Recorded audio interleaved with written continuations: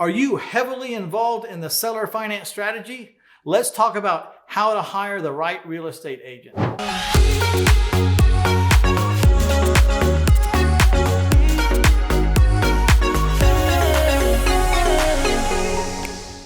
In this episode, we're going to talk about realtors in general and their mindset, what to pay realtors, and then I'm going to tell you about the number one way to find the right realtor for you in the seller finance strategy.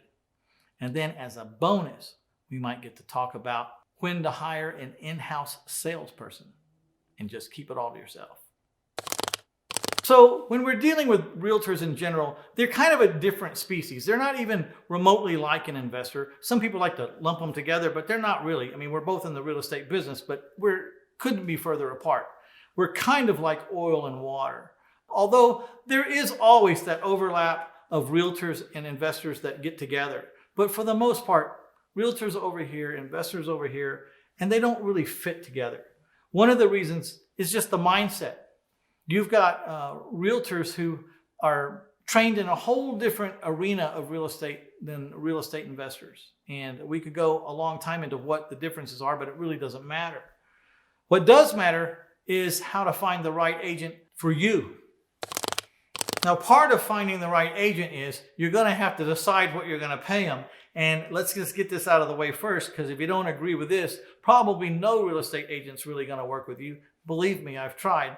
Is you're going to have to pay them 3% or what they're used to getting paid in the real estate community around where you live. Now, where I live, you got to pay 6% in a sales commission, 3% to the selling agent, and 3% to the listing agent, and doing one side or the other, and they're expecting 3% for their effort. Listing the property for sale, or they're selling it. They get 3% for the listing, or they get 3% if they sell it. Now, if they happen to list it and sell it, they get the whole 6%, but that's neither here nor there. The point is, you're going to have to pay them 3% because if you say anything other than 3%, that's been ingrained in them for so long that they're going to think that you're trying to take advantage of them. Because I don't think you're going to offer to pay more than 3%. Most of us, like me, I would pay them less. I would pay them less because selling my owner-financed homes was way easier, and I was the one giving out the loans, and these loans would, these closings would happen really fast because I owned the house, and I was the seller, and I was the financier. So these things would happen fast. So basically what happens is if I really want to pay 2%, but they won't listen to me unless I pay them 3%, is I just add 1% to my sales price, and I just add 1% to their commission, and I make them earn the extra 1%. So how do you find the right realtor for seller financing houses? Well, not every realtor understands seller financing. In fact, a whole bunch of them don't understand seller financing. There's evidence for this, and I'll talk about that in a minute, but I've even had realtors tell me that it's against the law for me to seller finance my own house, to which I replied, did you know it's against the law to give legal advice unless you have an attorney's license? And that kind of pushed that relationship to the side. But anyways, to find the right one, why waste time with anyone who doesn't understand? Let's go look for people that can prove or there's evidence they already understand. And that would be go to the MLS and find out where all the seller financed houses have been sold.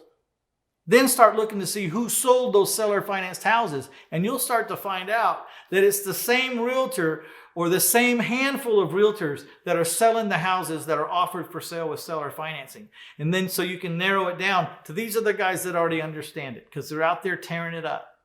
And then just go to them and talk to them about your properties and if they would like to sell your properties and agree on what you're going to pay them and the whole thing, down payments and all that. And that's how you shortcut the process. Because if you just want to start interviewing random realtors about seller financing, you're in for a long day. Let's just talk to the people that have already proven they understand seller financing. And again, you can do it by just going through the multiple listing service, finding out all the houses that sold with seller financing, and then start paying attention to the realtors that sold those houses.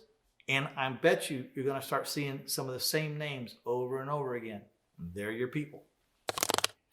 So if you like this level of content and information, please hit the like button and the share button. And if you're not subscribed, please subscribe now because there's a lot of content where this comes from. And I hope you're grabbing some nuggets along the way. Now let's talk about when to hire an in-house salesperson. The reason why we're looking toward real estate agents, and the only reason we're looking for real estate agents to sell our houses, is because we don't have enough volume to employ a full-time salesperson. Once you have the volume, you probably don't really even need to talk to the real estate agent community anymore, unless you've just found a dynamo that always handles your stuff. But at some point, if you're doing enough volume, you want someone who's only concentrating on your properties and only doing things the way you want them done. And that's when it's time to hire your in-house person. Now, where might you find these people? You want to find people that are willing to work on commission only, willing to only get paid upon success. And so you're going to have to do some advertising or some looking around and make it clear that you're looking for that kind of person. Now, a person that works commission only isn't going to work for minimum wage commission only rates. I mean, usually people that work on commission only make a pretty damn good living, because if they don't sell, they don't get paid. But when they do sell, they get paid pretty well. They're out there. My father was a full-time sales commission only salesman. And he did it for years and years and years, and he wouldn't have had it any other way. When he didn't work, he didn't get paid. But when he worked, he got paid well. That's what you got to offer your full-time salesperson. All right, thanks for hanging in with me to the end of this episode. I really appreciate it. I want to give you the first 31 pages of this book, My Life in 1,000 Houses, 200 plus ways to find bargain properties. Now, the reason I want to give you the first 31 pages is because it's all about branding. And if you get off on the wrong foot with your name, your phone numbers, your URLs, and your website's names, you're in for a mess. You can read these 31 pages, and I will get you started off on the right foot, in the right direction with branding, and you'll be so glad that you did. It's just 31 pages, and you're going to see what I'm talking about. So go to 1000houses.com, scroll up and down the homepage there, looking at all the free stuff that I have to offer, and click on First 31 Pages, and it'll be downloaded to you digitally, and you'll be reading about it in a few seconds. It won't take you that long to get through. You're going to be so glad you read that 31 pages.